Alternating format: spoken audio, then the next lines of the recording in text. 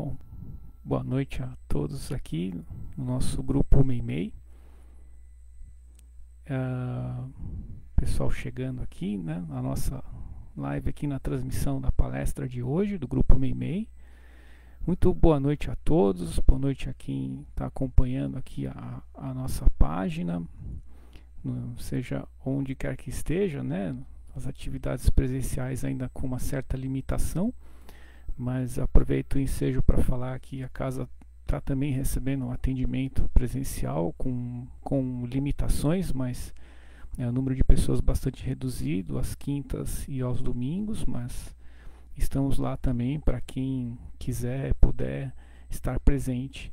Mas aqui na nossa página é sempre bem interessante receber a todos, e estou acompanhando aqui as pessoas entrando. Estou muito contente de estar aqui presente com vocês dessa forma que é bastante nova para mim, né? E na certeza também de que posso encontrar todos bem, né? Com saudades de todos aí, as pessoas que a gente acaba encontrando na casa e tudo mais.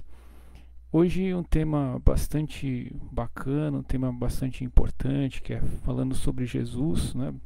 Extremamente difícil para qualquer um de nós, da complexidade do tema, né, e a dificuldade, né, que a gente tem de adquirir, né, o conhecimento específico sobre ele, né, visto que se passa aí aproximadamente mais de 2000 anos, né, e nós ainda aqui estamos tentando aprender, né, seus ensinamentos. E para falar sobre Jesus, dentro da proposta aqui de hoje, nós escolhemos falar um pouco sobre as bem-aventuranças, né? Que foi assim a cereja do bolo, né? Talvez das suas mensagens, né? Trazidas nos evangelhos. E também falar um pouco sobre 4 delas em específico, né? Uma ideia é resumir bastante, mas sintetizar bastante uma lição. E as 4 lições, aliás, dos capítulos 7, 8, 9 e 10 do Evangelho segundo o Espiritismo. E as bem-aventuranças, elas são tão importantes que Dalai Lama, por exemplo, chegou a dizer que se todas as escrituras sagradas fossem perdidas, mas o Sermão da Montanha, lá, né, que traz as bem-aventuranças, fosse permanecido entre nós ainda assim estaríamos salvos. Ele não disse mais ou menos, né, nessas palavras, mas resumindo, ele quer dizer que somente esse ensinamento bem compreendido já nos salvaria, já é importante para nós. E realmente é importante, dentro dos seus enigmas, dentro da sua simplicidade na mensagem, faz com que nós nos esforçamos a compreender, a entender tudo isso. E o que seriam as bem-aventuranças, né? Algumas traduções, algumas bíblias traz como felicidades, né? Felizes aqueles que, ao invés de bem-aventurados aqueles que, é uma forma que Jesus traz ali de revelar aos homens, né, a verdadeira felicidade, né, por assim dizer. Agora, o que seria essa felicidade, né? Para a gente ainda é bastante compreendida a felicidade eterna, né? Mas o Sermão da Montanha, de qualquer forma, ela anuncia a vinda do reino de Deus. E o que seria esse reino? Hoje nós entendemos que o reino de Deus não é bem um local circunscrito, né? Um local físico, né? O reino de Deus pode estar dentro de nós, por exemplo, né? Um reino de consciência e um reino de coração. E para que nós atinjamos esse reino de Deus, faz a necessária reflexão. O que nós estamos imaginando, onde está a nossa cabeça, né? O que nós temos aqui nos preocupado e tudo mais, e onde está o nosso coração.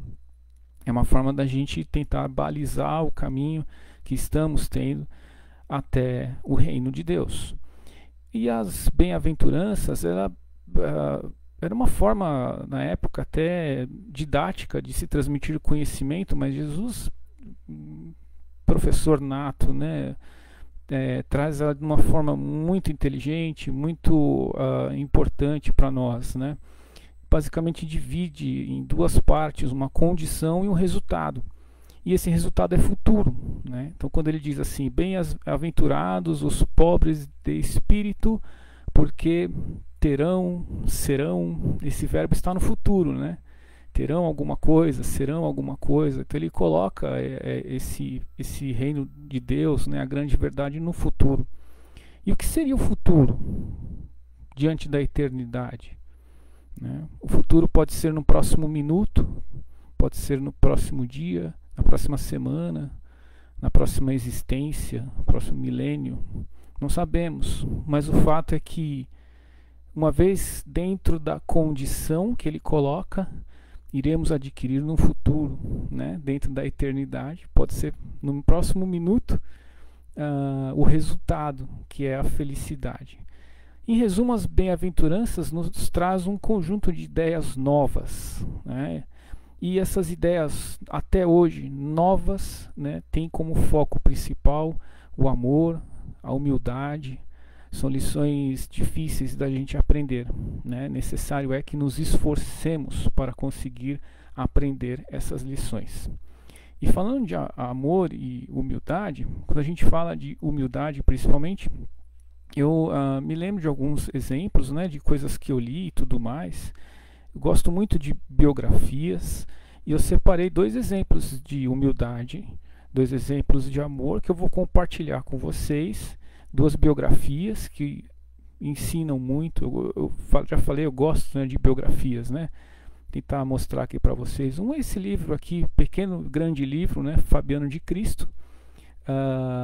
Conta a história desse grande homem, dessa grande personalidade, muito sincera, muito humilde, e que trabalhou muito para ajudar os outros, né? Ajudar as pessoas e tudo mais. Vale a pena, pesquisem quem é. E não posso deixar de mencionar o nosso querido Francisco de Assis, né? Muitos se lembram dele por conta dos animais e tudo mais, mas a sua lição de simplicidade vai muito além disso, né? O fato é que essas personalidades têm o coração tão devotado a Deus, né, que o seu ser se mistura, né, com as coisas da divindade, né? E uma das obras de Deus é exatamente a natureza. Por isso a conexão dele com os animais e tudo mais, né? Mas é um grande livro, né? Esse Francisco de Assis é ditado por Miramês, é um livro de João Nunes Maia. E o Fabiano de Cristo é o livro escrito por Roque Jacinto. Pesquisem, né? Vão atrás dessas informações. No Evangelho segundo o Espiritismo, nós vamos encontrar, então, nos capítulos 7, 8, 9 e 10, alguns exemplos das bem-aventuranças. E como Kardec era um grande professor, grande mestre, o professor Rivail, né, antes de ser Kardec, acredito que vocês saibam, o pseudônimo, né, do professor Rivail, ele decide, né, através das instruções recebidas pelos espíritos, ditar o Evangelho segundo o Espiritismo de uma forma, digamos, vou me arriscar aqui explicar isso, mas de uma forma um pouco mais didática, né? A Bíblia, no qual conhecemos, ela traz a história de Jesus numa ordem cronológica, né?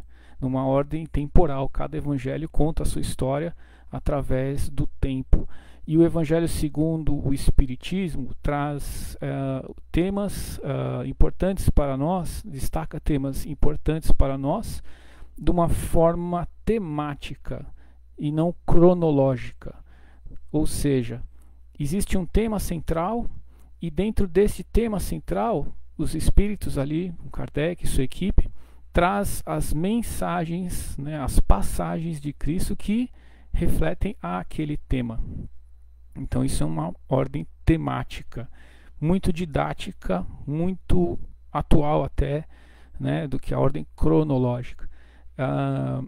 Poxa, mas isso então substitui a Bíblia que nós conhecemos? De maneira nenhuma. O estudo bíblico é importante, né? Emmanuel nos lembra de que nós devemos sim, né, nos atentar às obras sagradas, né, ao chamado sagrado, mas tomando cuidado, devido cuidado com as pegadinhas, né, com os truques que as traduções trazem, né? Estudar a Bíblia, como nós a conhecemos, requer outros estudos que complementam ela por si só, né? Por exemplo, o estudo geográfico, geopolítico da época, né? Principalmente, porque aqueles ensinamentos são para toda a eternidade, mas foram descritos com a linguagem da época. E nada mais justo do que nessa época, na nossa época atual, Kardec trazer de uma forma temática, mas com instruções, acrescido de instruções, segundo a nossa crença, segundo aquilo que nós percebemos, sabemos e temos em nós, a instrução do plano espiritual, que para nós também é a terceira revelação. Lembra que eu falei lá no começo? Revelar aos homens, né? Revelar aos homens a verdadeira felicidade. E lembrar que o Espiritismo, né, a linguagem dos Espíritos, é a terceira revelação. Então complementa aquilo, como predito lá atrás por Jesus. Pois bem, e falando um pouco, né, das bem-aventuranças, nós vamos encontrar nesses 4 capítulos lições muito preciosas, muito importantes para nós, né? No capítulo 7 diz assim: bem-aventurados os pobres de espírito. E na passagem segundo Mateus diz assim: bem-aventurados os pobres de espírito, porque deles é o reino dos céus. A incredulidade se diverte, né, com essa máxima, né? Pobres de espírito, deixando a entender, ou até parece que são criaturas desprezíveis, mas não é. Então, Jesus se refere aqui aos pobres de espírito como homens, não como homens desprovidos de inteligência, visto que a inteligência é importante, é algo que nós precisamos desenvolver também, principalmente, né? Mas sim diz que o reino dos céus são para os humildes, né?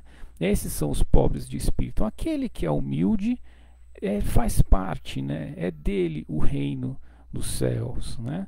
Então esse reino dos céus de novo, não é aquele reino, aquele local circunscrito, mas é o reino aqui, né?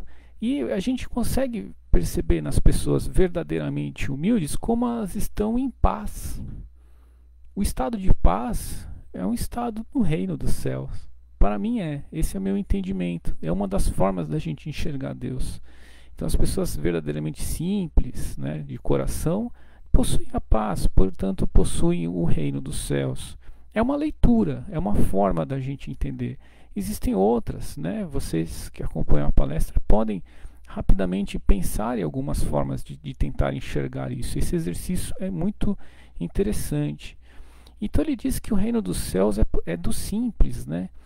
Jesus diz que a simplicidade de coração e a humildade de espírito são atributos que nós devemos nos desenvolver, porque só assim pertenceremos a esse reino, só assim adquiriremos a felicidade, né? Puxa, mas isso quer dizer então que eu preciso abandonar as coisas, não sei, ser simples. O que é ser simples? Ser simples é não ter nada, né? Não, me isolar do mundo, viver com uma simplicidade. Isso a gente pode entrar num debate longo. O propósito aqui, aliás, não é esse. Mas acho que vale a pena cada um de nós parar um pouco e pensar o que seria essa simplicidade, né? A humildade, né, é uma virtude, né? E ela sobrepõe qualquer época, sobrepõe qualquer situação, né? Nós encontramos pessoas extremamente abastardas, né, mas com uma humildade, né? E ao passo que nós encontramos pessoas que passam com bastante dificuldade, né, e extremamente orgulhosas. Então não há bem uma relação. Dentro do Espiritismo existem muitos livros, muitas informações importantes que nós devemos nos dedicar a estudar para entender melhor o que está por trás desse conceito da humildade. Mas ele fala uma frase aqui, o livro aqui, o Evangelho segundo o Espiritismo, muito interessante, né? Uma razão natural, e diz assim: a humildade é um ato de submissão a Deus. Olha só que bacana, que bonito. Quer dizer que eu preciso me submeter a tudo o que acontece? Talvez não. Aqui nós precisamos analisar as situações, mas a submissão, entender os seus princípios, entender os seus propósitos, é uma tarefa difícil, mas é algo que precisamos desenvolver.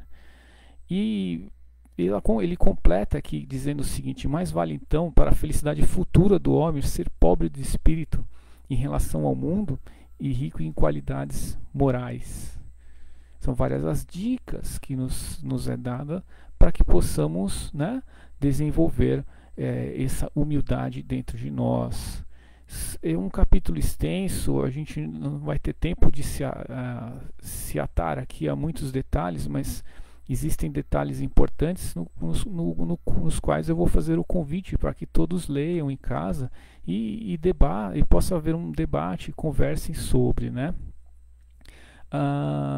Outros exemplos dentro desse capítulo, Jesus compara os bem-aventurados, né, aqueles que estão no reino dos céus, como aquele que se humilha, ou compara ao menino que se aproxima deles, né, mostrando quem se assemelhar à criança, né, terá o reino dos céus, né. São consequências, são lições que nos mostram o princípio da humildade mesmo, né, que Jesus coloca como condição essencial e compara, né, toma como exemplo o menino. Porque o menino, a criança, assim, naquela ocasião, e hoje é assim também, simboliza a simplicidade de coração, né? Quem não percebe numa criança, dentro da sua inocência, né, a forma como ela é verdadeira, fala a verdade, não é verdade? É assim que funciona, né? Os valores que uma criança pequena dá às situações simples, né, a importância de estar próximo da gente e tudo mais, o seu coração sincero, né? Então ele mostra isso pra gente, e isso é legal, essa é a simplicidade que eu quero, né? Esse coração livre de malícias e tudo mais, é um bom exemplo, é uma boa forma. E por que será que nós, né, uma vez crianças, nós vamos perdendo, né, essa simplicidade, né?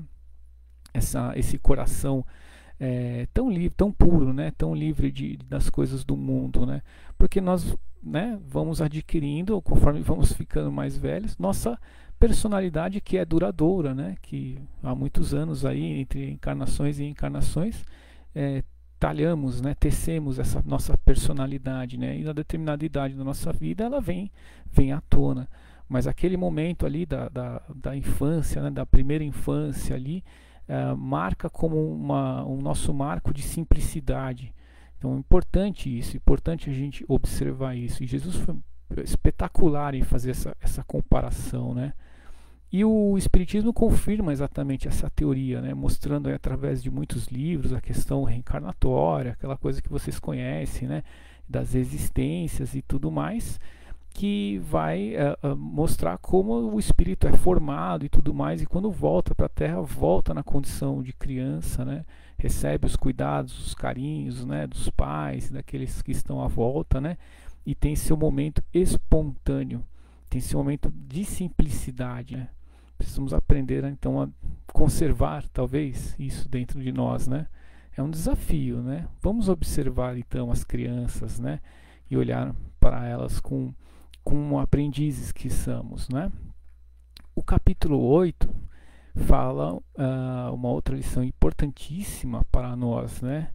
E ela completa exatamente o que foi dito aqui do capítulo 7, que é: bem-aventurados os puros de coração. Novamente, né? O exemplo da criança pode estar à tona aqui, né? A criança que tem o coração puro, né? Livre de malícias e tudo mais, né? Tanto que Jesus diz assim, né? Deixai vir a mim os pequeninos, né? E a bem-aventurança, segundo Mateus, no versículo 8, diz assim: bem-aventurados os puros de coração, porque verão a Deus.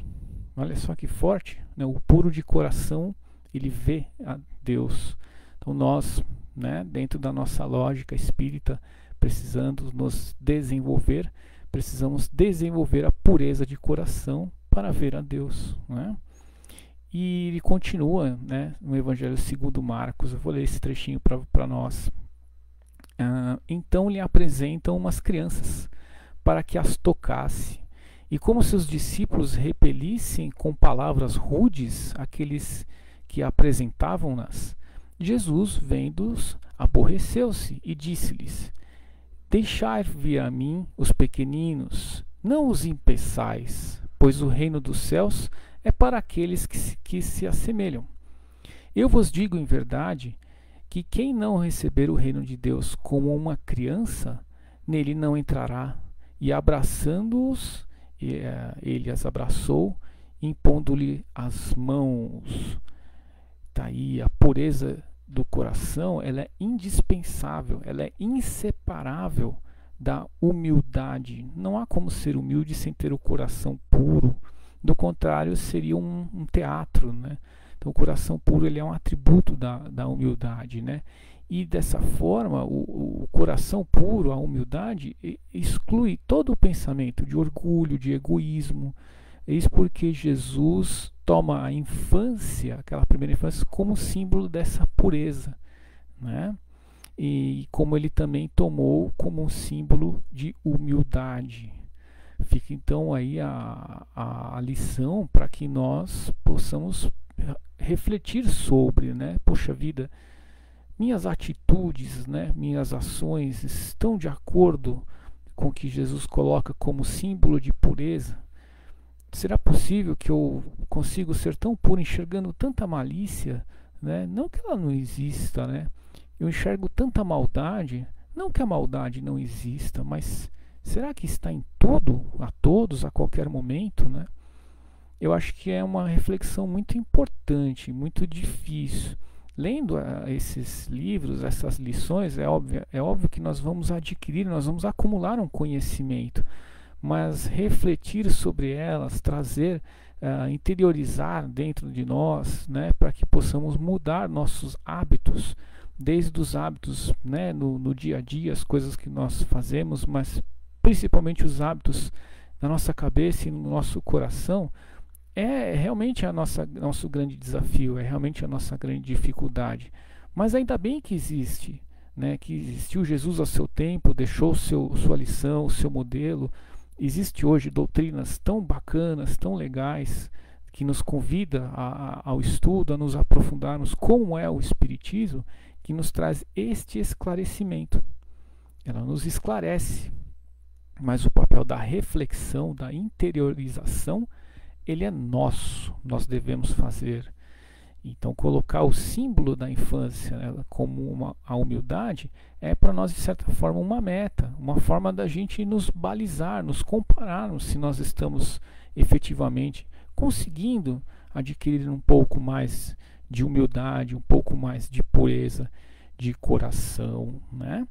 Um trecho muito bacana aqui no Evangelho segundo o Espiritismo, o Kardec, no caso, né, e os Espíritos nos ensina assim: não obstante, ela é exata do ponto de vista da vida presente, pois a criança, não tendo ainda podido manifestar nenhuma tendência perversa, oferece-nos a imagem da inocência e de candura, né? A candura é aquela coisa suave, a coisa sem malícia, né? E a inocência, né? A coisa tão inata, tão bonita, né? Por que será que nós, de novo, né, perdemos isso, né? Porque nós vamos adquirindo a nossa consciência espiritual, né? E Jesus não diz de maneira absoluta que o reino do céu é para elas, mas para aqueles a que elas se assemelham, né? Então não importa a idade, mas importa a semelhança, importa o quanto nós temos dentro de nós dessa inocência positiva. Não precisamos ser inocentes, né, no sentido vulgar, mas a inocência positiva, como é a das crianças, né, a candura, né, a tranquilidade, né, de suas ações e tudo mais, né? Então tá aí mais uma lição importante para nós refletirmos, né? Como desenvolver? Essa é a grande questão, né? Combatendo aqui algumas distorções dos ensinamentos antigos, né? Vocês sabem, né, que os hebreus, lá, os judeus, eles têm, obviamente, claro, o seu valor, né, a importância das lições que eles deixam também, e tudo mais. A gente tem que observar isso com bastante respeito. Mas parece que, pelo menos assim é relatado no Evangelho, né, parece que na época existia ali, né, assim como existe ainda hoje, em qualquer agrupamento, em qualquer religião, uma coisa assim do culto externo, né? É mais fácil nós fazemos isso, né? Raciocinemos um pouco, né? O culto externo das coisas, né? E uma lição muito peculiar aqui, muito importante, diz, né, que quando eles vão almoçar lá e tudo mais, jantar, não me lembro bem, existe lá o ritual de purificar as mãos, né, lavar as mãos, extremamente importante, né, claro, obviamente, né, mas parece que isso purificava tudo, né, poderia se dizer qualquer coisa que a mão estava purificada, e não era assim, né, não é assim. Então, quando eles questionam, né, por que os discípulos não purificavam ali a mão, ele fala, mas não é isso, não é esse o problema, né? O problema, a purificação da alma, ela é outra, né? Requer outros cuidados, né? E Jesus não havia negligenciado os verdadeiros mandamentos, né, de Deus, né? Principalmente ligando-se à prática estabelecida pelo homem. Mas no fundo, né, tão simples, tinha desaparecido sobre a complicação da forma, como diz aqui, né? Como estavam mais preocupados em observar os atos exteriores do que modificar moralmente, né? Em lavar as mãos mais do que limpar o seu coração, né? Olha só que lição bacana. Puxa, quer dizer que não precisa lá? Obviamente que não. Temos que lavar a mão, precisamos fazer a nossa higienização de qualquer forma, mas ela não é garantia, ela é garantia do bem-estar físico, mas ela não é garantia do bem-estar moral. Qualquer ritual não é garantia de bem-estar espiritual. O bem-estar espiritual, ela requer trabalho voltado ao espírito, ele requer trabalho voltado ao coração. Então, purificar o coração requer outras atividades, como essa que nós estamos, por exemplo, fazendo aqui, né, buscando, né, as escrituras, lendo, estudando e tudo mais. Isso é muito importante que a gente entenda isso.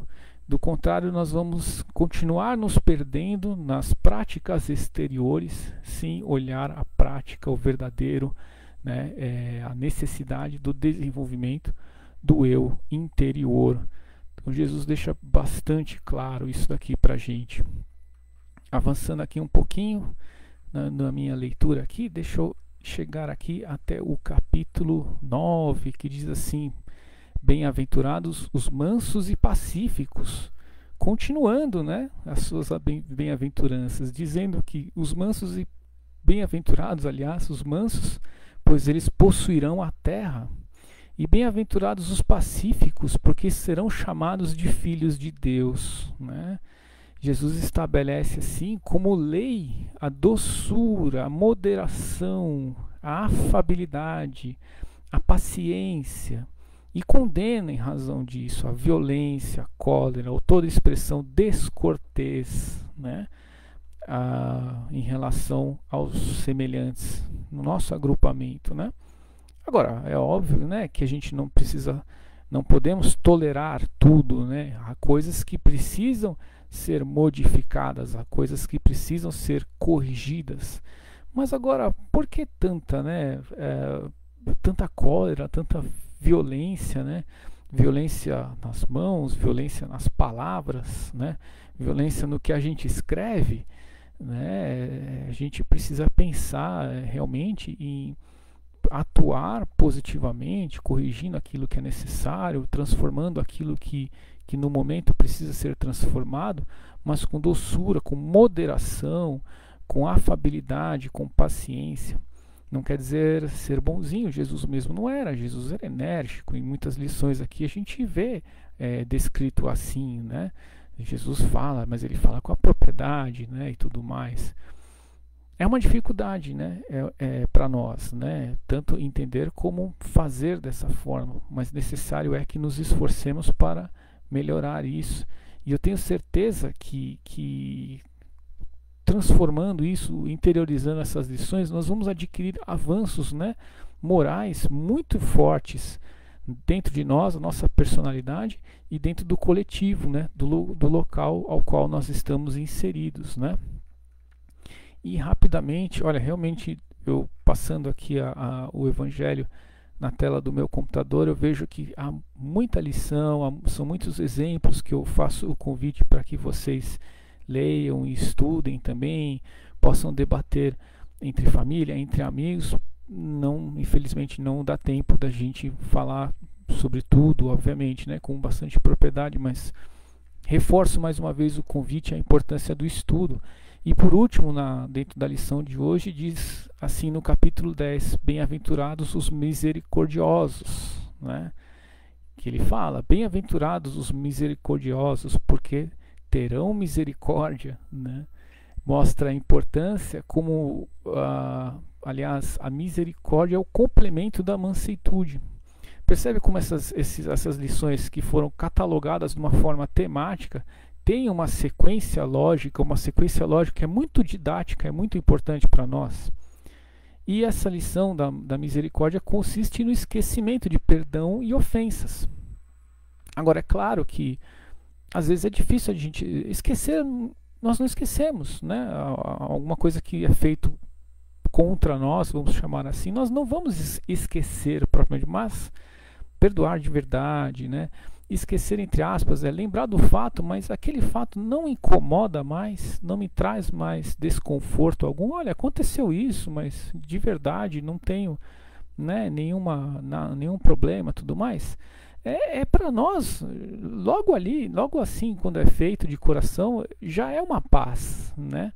E se a gente desenvolve essa misericórdia, misericórdia nós teremos. Afinal de contas, quem de nós não tem comprometido algo, quem de nós não tenha feito algo de ruim, quem de nós não tenha, sem querer, machucado alguém, feito alguma coisa que não é legal? Todos nós somos assim, todos nós, a humanidade é assim. Então, quanto mais nós perdoarmos, né, não vou falar deixar quieto, deixar para lá os erros, mas nos libertarmos disso, mais fácil nós seremos libertados de outras coisas que nós fazemos, né? Alguns se perguntam, poxa, mas ele tem que pagar porque ele fez, né? E ele vai, né? A lei de Deus é clara quanto a isso, né? Quem planta colhe, não é assim, né? Mas não queremos ser nós a ferramenta disso, né? A lei com ferro fere, com ferro será ferido, né? Até quando, né? Esse ciclo vicioso, né? O esquecimento das ofensas, né? É próprio das almas elevadas, aqui diz, né? Que estão acima do mal que lhe quiseram fazer. Nós não somos almas elevadas, somos almas em desenvolvimento. Ainda há muito que crescer para nos tornarmos almas elevadas, como ele diz aqui no Evangelho. Então, obviamente, temos muito que aprender em relação à misericórdia também, né? Estamos falando em específico agora do capítulo 10. Então, meus amigos, não tem por onde, a gente precisa nos esforçar para entender, compreender, debater essas lições, para que nos momentos, né, no nosso dia a dia, a nossa vida, nós vamos ter, obviamente, oportunidades de colocar isso em prática, né? Afinal de contas, vão tropeçar na gente, vão chutar o nosso machucado, e nós vamos ter ali a oportunidade de exercitar, né? De tentar ser humilde, pobre de espírito, de tentar ter o coração puro, de ser manso e pacífico e de ser misericordioso, né? É assim que funciona. Nós estamos aqui para desenvolver tudo isso. E o Espiritismo, dentro da sua didática, nos 3 pilares, a filosofia, a religião e a ciência, nos traz aí uma ferramenta, algo muito importante, muito bacana, para que nós possamos nos debruçar sobre esses ensinamentos, né? Interiorizar tudo eles, desenvolver nossas qualidades também como estudantes da doutrina. Tenho certeza que assim vai nos preparar melhor para essas diversidades da vida, nos trazer um entendimento melhor para aqueles problemas que nós sofremos, que são normais, que faz parte, e assim caminhamos.